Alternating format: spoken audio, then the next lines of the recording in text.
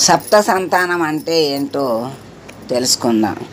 ఈ 7 కొడుకులు సమృద్ధిగా ఊళ్ళో ఉంటే ఏ ఊరైనా రాజధాని కన్నా గొప్పదే అని చెప్తున్నారు. ఒకటి కూపం అంటే నొయ్యి. ప్రతి ఊరికి ఊరు ఉమ్మడి బావి ఉండాలి. అది తాగునీటి అవసరాన్ని తీరుస్తూ ఉంటాయి. ఆ బావిలో నీటిని వాడుకునే హక్కు అందరికీ సమానంగా ఉండాలి. కాబట్టి బావి మొదటి సంతానం క్రింద చెప్పారు. రెండవది తటాకం అంటే చెరువు.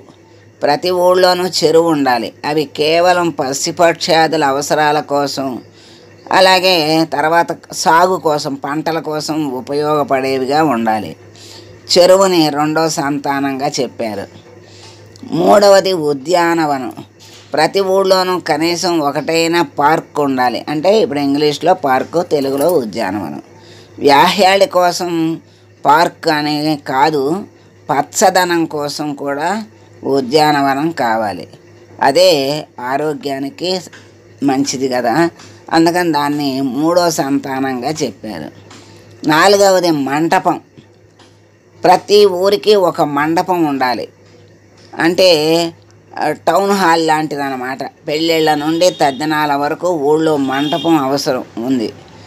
ఊరుమ్మడి అంశాల చర్చలకు కూడా ఒక సభా మంటపం కావాలి కదా, అందుకని మంటపాన్ని నాలుగో సంతానంగా చెప్పారు.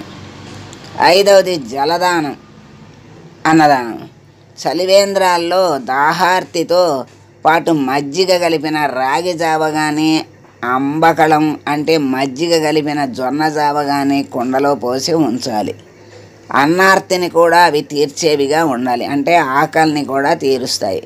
అలాంటి చలివేంద్రాన్ని ఐదో సంతానం అన్నారు. ఆరవది అశ్వత్థారోహణం. అశ్వత్థారోపణం అంటే రావి చెట్టును మొలకెత్తించటం. ప్రతి ఊళ్ళోనూ ఒకటైన రావి, తెల్లమద్ది, మర్రి, వేప, చింత లాంటి మహావృక్షాలు ఊళ్ళో ఉండాలి. చెట్టుని 6వ పుత్రుడు అంటుంది శ్లోకం. 7వ పుత్రుడు సంతానంగా పుత్రుణ్ణి పేర్కొంది శ్లోకం. నిజమైన పుత్రుడు ఆఖరణ వచ్చాడు. నొయ్యి, చెరువు, మొక్క వగైరా నిజపుత్రుడి కన్నా ఎక్కువ పుత్ర సమానం అని దీని భావం.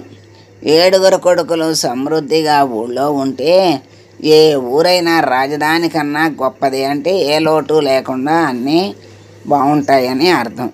చెరువులు పూడ్చేసి, మొక్కలు నరికేసి, పార్కులు ఆక్రమించేసి, చలివేంద్రాల్ని బూటకం చేసి, ఊరుమ్మడి సభా మందిరాన్ని కూలగొట్టేసి, ఖరీదైన భవనాలు కట్టే విధంగా ఎవరు పాలించినా 7 బిడ్డల తండ్రి కాలేడని దీని భావం.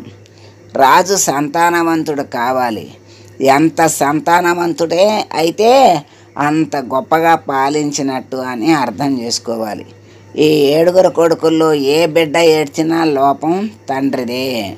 కనుక ఈ 7 చక్కగా కళకళలాడుతూ ఉంటే ఆ ఊరైనా, ఆ రాజ్యమైనా, ఏదైనా కళకళలాడుతూ చక్కగా ఉంటుంది అని చెప్తూ, మరి మనకి 7 సంతానం కొత్తగా మనం ఈ విషయాన్ని తెలుసుకున్నాం. సర్వం శ్రీకృష్ణార్పణమస్తు. సర్వే జనా సుఖినో భవంతు. లోకా సమస్తా సుఖినో భవంతు.